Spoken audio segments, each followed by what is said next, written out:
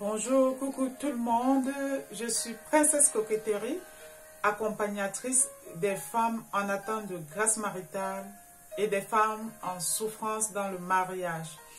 Alors, aujourd'hui, je viens aborder avec vous le thème sur le choix du conjoint. Donc, j'ai déjà eu à aborder une première partie de ce thème-là, et là, c'est la deuxième partie.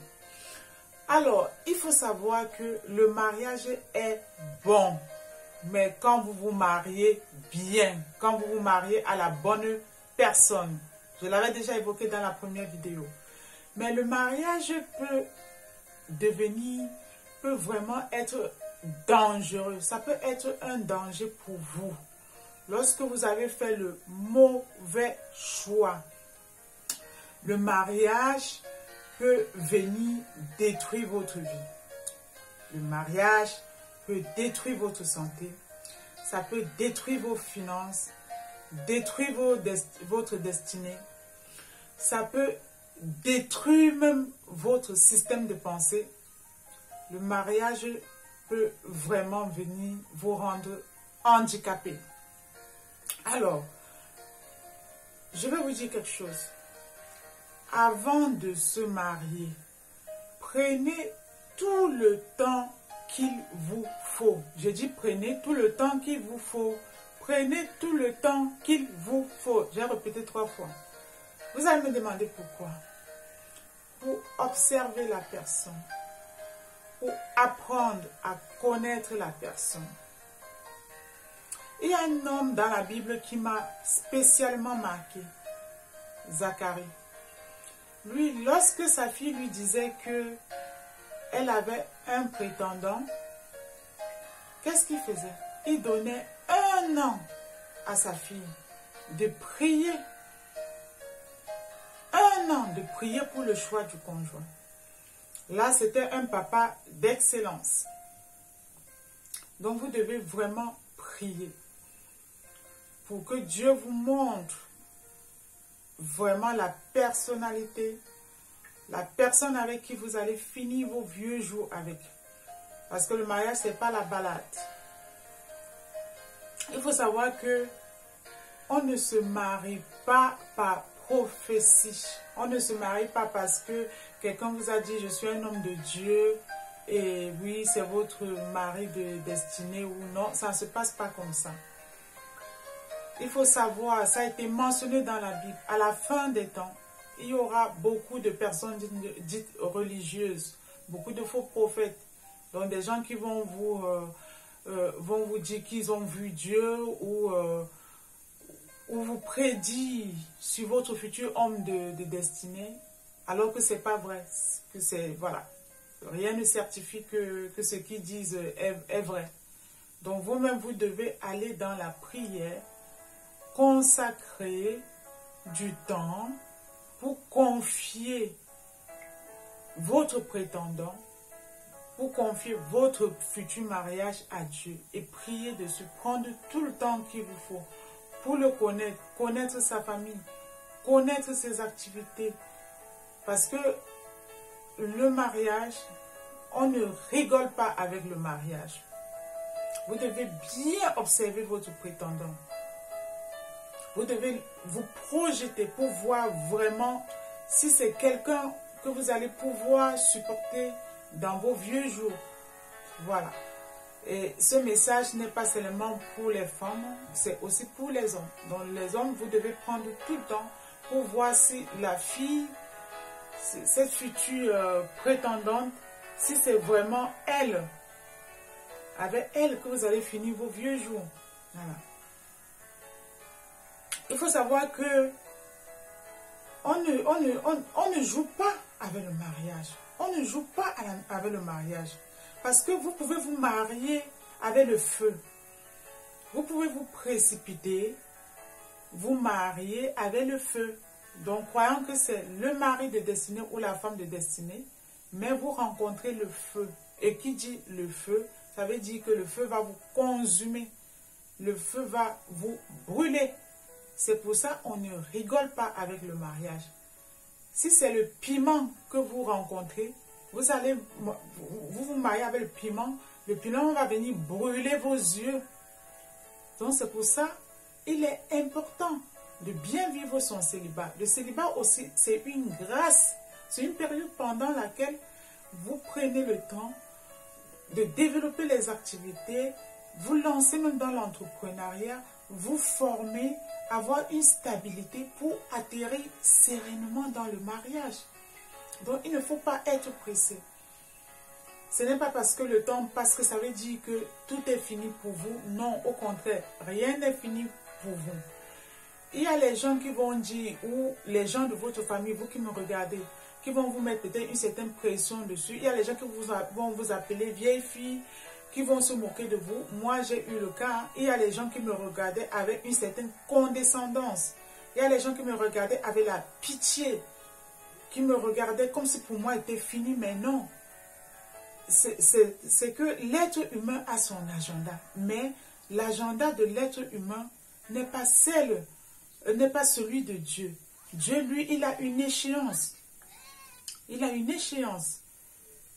Donc, vous ne devez pas vous ne pouvez pas être pressé pour aller vous marier avec n'importe qui, pour aller tomber dans les bras de n'importe qui. Vous devez observer la personne. Vous devez aller fouiller. Parce que si vous vous mariez avec la mauvaise personne, vous allez souffrir toute votre vie. Par exemple, pour les personnes qui sont croyantes, lorsqu'elles se marient, le but n'est pas de se marier, c'est ce que Dieu dit même du mariage. On ne se marie pas pour aller divorcer en cas de difficulté, non. Mais non. Donc pourquoi se marier et après divorcer? Donc mieux vaut prendre le temps pour choisir la bonne personne. Il faut regarder si celui avec qui vous allez vous marier, s'il arrive que dans les années à venir, vous avez un problème de santé, est-ce que la personne va être en capacité de vous supporter avec vos difficultés de santé? S'il arrive pendant votre mariage, vous faites un accident, vous vous trouvez avec un handicap, est-ce que la personne est en capacité de vous supporter avec cet handicap-là? C'est à ça qu'il faut aller regarder. Il faut aller regarder si c'est le genre d'homme ou le genre de femme. Par exemple, il y a certaines femmes, elles arrivent dans un mariage, il y a la belle famille va les accuser, par exemple, à tort de manger l'argent du mari. Il faut regarder si c'est ce genre d'homme, connaissant la réalité du couple. Parce qu'il y a les couples comme ça, alors que c'est la femme même qui se bat, tout ça pour tirer le monsieur vers le haut. La famille ne connaît ni les tenants, les aboutissants, mais croit que c'est ça. Et va accuser la femme injustement. Mais il faut aller regarder si c'est le genre d'homme qui, face à ces accusations injustes, sera en capacité de se ranger derrière vous pour dire l'image, ce qu'on est en train de dire de ma femme, ce n'est pas la femme avec qui je vis. Ce n'est pas ma propre femme. Ce n'est pas d'elle qu'on parle. Il faut voir si c'est le genre d'homme qui sait couvrir vos erreurs à l'extérieur et qui vient dans la chambre pour dire, maman, ce que tu as fait là, c'était pas comme ça qu'il fallait faire. Il faut aller fouiller pour voir si c'est le genre d'homme, lorsque les gens en fait vous attaquent à l'extérieur, il est prêt à prendre ta défense. C'est ce genre d'homme qu'il faut aller vérifier. Il faut aller, on ne se marie pas parce que la personne est riche. Hein. Vous pouvez rencontrer un homme, vous-même vous construisez votre richesse ensemble. Parce qu'il y a un genre d'argent, vous vous mariez, l'homme est certes riche. Mais vous n'allez jamais avoir le sommeil. Il y a les gens même qui sont des personnes occultistes, qui pratiquent, qui sont dans les sectes. Vous vous mariez à eux, ils ont leurs obligations à remplir. Ils vous entraînent dedans. Tu as accepté de te marier, tu seras obligé de supporter. Il faut aller vérifier tout ça. On ne se marie pas comme ça au hasard. Oh, il y a les femmes qui, oh, le temps est passé pour moi, oh, machin. Et il y a les familles aussi qui mettent la pression. Ah, depuis le temps que vous êtes ensemble, pourquoi tu ne te maries pas? Depuis le temps que vous êtes ensemble, il faut sortir du concubinage. Oui, c'est l'impudicité, ce n'est pas bon. Mais on ne va non plus pousser les gens dans le trou. On ne doit non plus pousser les gens dans le feu. Donc, il faut vraiment aller vérifier si c'est le genre d'homme avec qui, quand par exemple, vous allez investir à la dernière minute, il ne va pas aller manigancer ça pour tout s'accaparer avec sa famille et vous mettre de côté avec les enfants. Vous mettre même dans la rue avec les enfants. Il y a eu des situations comme ça où les femmes, elles ont passé toute leur jeunesse à travailler dur, à épauler un homme qu'elles ont rencontré. L'homme était un homme très fauché. Et ça, c'est surtout souvent même en Afrique. Elles se sont bataillées pour construire une vie, pour construire un avenir, l'avenir des enfants. Elle a fait confiance, sans toutefois aller du point de vue administratif, légaliser les choses.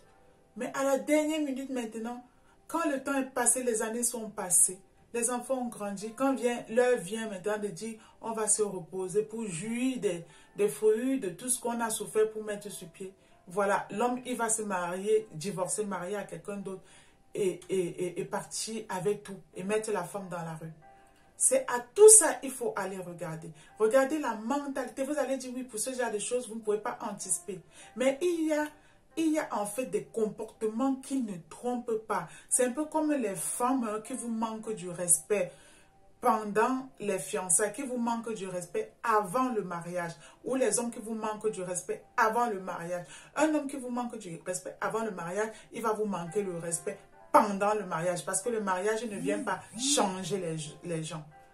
Le mariage, c'est juste signer un papier, c'est changer de statut, changer le statut de célibataire pour le statut de marié. Voilà.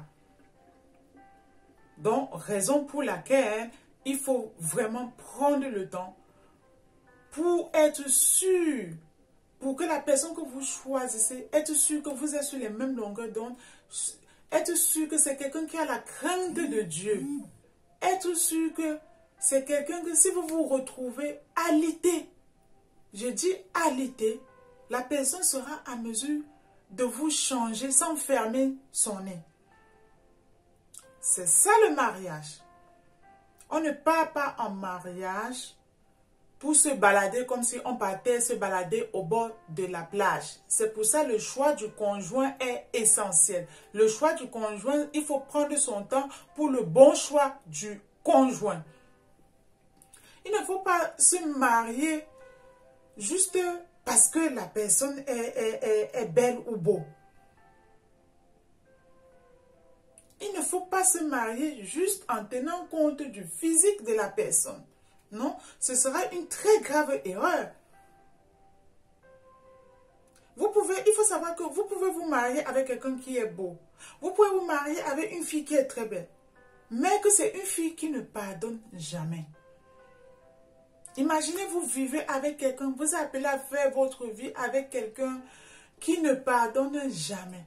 Ça veut dire que quelque chose qui s'est passé dans les premières années de votre mariage, la personne va vous rabâcher ça tout le temps. La personne va sortir ça tout le temps. Quelqu'un qui ne pardonne pas, ça veut dire que c'est quelqu'un qui est rancunier. Et quelqu'un qui vit avec la rancune, c'est quelqu'un qui est même capable de tuer. Donc, il faut aller regarder à tout ça. Vous pouvez vous marier avec quelqu'un qui est irresponsable, mais qui vous cache tout ça pendant vos fiançailles. Raison pour laquelle il faut prendre vraiment le temps, il faut vraiment prendre tout son temps, prendre le nombre d'années qu'il faut pour voir, pour déceler à qui vous avez affaire, femme comme homme. Voilà. Vous pouvez vous marier à quelqu'un qui aime juste passer son temps dans les bars pour taper les commentaires sur la politique. Or, il n'est même pas politicien. Vous pouvez vous marier à quelqu'un qui aime juste passer, par exemple, ses journées sur les réseaux sociaux à ne rien faire, à blablater. Et dans ce contexte-là, comment vous allez faire pour votre avenir, pour mettre en place des projets et l'avenir de vos enfants? C'est pourquoi le bon choix du conjoint est nécessaire. Il faut prendre le temps. C'est pour ça qu'on dit aux femmes, prenez le temps. Non, non, on est pressé, on veut entrer dans le mariage. On veut entrer dans le mariage, mais entrer dans le mariage, comment? Et avec qui entrer dans le mariage? C'est ça la question qu'il faut se poser. Vous pouvez être même amené à épouser un alcoolique. Est-ce que vous avez déjà travaillé dans un service où on soigne les alcooliques? Est-ce que vous connaissez vraiment quand l'alcool a vraiment tué les neurones d'un individu? La personne devient invivable. Raison pour laquelle il faut prendre son temps pour le choix de conjoint. Vous pouvez même épouser un homme qui est de nature, qui a l'esprit de vagabondage. Quel qu'en soit ce que vous allez pouvoir faire, quelle qu'en soit la gentillesse que vous pourriez lui faire, quel qu'en soit votre degré de soumission, il va toujours aller voir ailleurs. Mais si vous vous précipitez, vous ne prenez même pas le temps de voir si c'est quelqu'un qui vous trahit pendant vos périodes de fiançailles. Comment vous n'allez pas atterrir dans le mariage avec quelqu'un qui n'est pas votre conjoint de destinée? Il faut prendre son temps, ma soeur. Toi qui me regardes, mon frère, prenez votre temps. Prenez le nombre d'années qu'il vous faut avant de valider. Prenez et ce temps-là, vous partez demander à Dieu si c'est vraiment la bonne personne. Vous pouvez épouser une femme, j'ai dit, qui est têtue. Une femme qui est insoumise et têtue. Ça veut dire, vous dites 1, elle dit 100. Vous dites 1, elle dit 100. Une femme qui va vous taper. Tapez vos parents, tapez vos frères, tapez vos soeurs. Donc, il faut prendre vraiment son temps. Il y a une deuxième chose que je voulais aborder avec vous. Je vais aborder aussi dans cette vidéo le pourquoi vous êtes avec un homme et finalement, il ne veut pas se positionner. Je reviens toujours avec la conversation que j'ai eue avec mon collègue là, avec un de mes collègues qui est en concubinage avec sa concubine. Ils ont en tout 5 enfants. C'est-à-dire quand ils rencontraient la dame, elle avait 2 enfants et aujourd'hui, ils ont fait 3 enfants, ça fait 5. Pourquoi l'homme, pourquoi il ne se positionne pas? Par exemple, dans son cas, pourquoi il ne se positionne pas? Il me dit, j'ai affaire à une femme qui n'est pas humble. J'ai affaire à une femme qui murmure tout le temps, qui m'engueule tout le temps. Il faut savoir qu'il n'y a aucun homme dans cette vie qui veut épouser une femme qui n'est pas soumise. Et la soumission, ce n'est pas l'esclavage. Ça veut dire, la soumission, c'est que l'homme cherche une femme qui est en capacité de l'aider, de l'accompagner dans sa mission de vie. Voilà. Et quand tu as une femme qui a la grande gueule, qui insulte ton mari, qui est ton concubin, tu faisais déjà juste à l'étape de concubinage, tu vas insulter tout le temps. Tu vas lui manquer du respect. Dans le cas de mon collègue, dont la fille en question, elle fait payer l'intégralité de loyer au monsieur. Elle touche l'APL, elle touche l'allocation des enfants. Elle refuse que le monsieur prenne ses courriers au domicile. Il est obligé d'aller dans les adresses de 115 pour prendre ses courriers. Les adresses administratives des associations pour prendre ses courriers. Et ça dure depuis plus de 6 ans. Avec ce genre de comportement, oui, l'homme aura du mal à se positionner. Parce qu'en face de lui, il se dit, j'ai une femme qui est égoïste. Après 6 ans, un homme qui t'a rencontré, tu avais déjà 2 enfants. Vous en avez fait 3.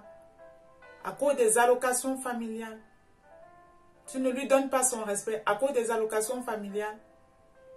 Sous la neige, le froid, il est obligé de taper 70 km à chaque fois pour aller chercher son courrier. Tu attends quoi? Tu crois quoi? Tu vas avoir les miens d'allocation familiale, mais tu ne peux pas vouloir l'allocation familiale et vouloir le mariage en même temps, ma soeur. Ça ne marche pas comme ça. Ça ne se passe pas comme ça. Il y a aussi une des raisons pour lesquelles les hommes ne veulent pas concrétiser. C'est que vous leur avez déjà donné tout. Parce que lorsqu'on rencontre un homme, on entre dans le concubinage. Moi, je l'ai vécu ça. C'est-à-dire, vous donnez votre intimité à l'homme. Vous lui donnez du sel, vous donnez à manger. Donc, vous vous comportez déjà comme si vous étiez dans le mariage. Et l'homme, lui, il prend ça pour acquis. Et une fois qu'il a pris ça pour acquis, il se dit, mais pourquoi moi, je dois me marier, prendre de telles responsabilités? Parce que le mariage, ce n'est pas un jeu. Pourquoi je dois me marier alors que j'ai déjà tout ce confort? Et entre-temps, il vous étudie, il regarde pour voir si le côté, malgré que vous êtes gentil, que vous donnez votre corps, vous faites à manger, vous lavez la maison, vous faites tout, vous lui avez déjà fait tous les bébés, tous les conforts qu'il devait avoir dans le mariage. Il regarde à côté de tout ça pour voir si vous n'êtes pas une femme querelleuse, pour voir comment vous vous comportez. Parce qu'une femme peut pouvoir faire tout ça, mais de l'autre côté, elle est très querelleuse, très irrespectueuse. Et quand l'homme, lui, voit tout ça, il aura du mal à se positionner. Donc, moi, je ne vais pas être longue. J'espère que cette vidéo vous a édifié. Surtout, abonnez-vous à ma chaîne YouTube pour que je puisse vous proposer d'autres contenus. Laissez-moi un commentaire et si vous avez besoin d'un échange, d'un accompagnement ou d'un conseil, laissez-moi un message au 06 31 51 39 98. À très bientôt. Au revoir.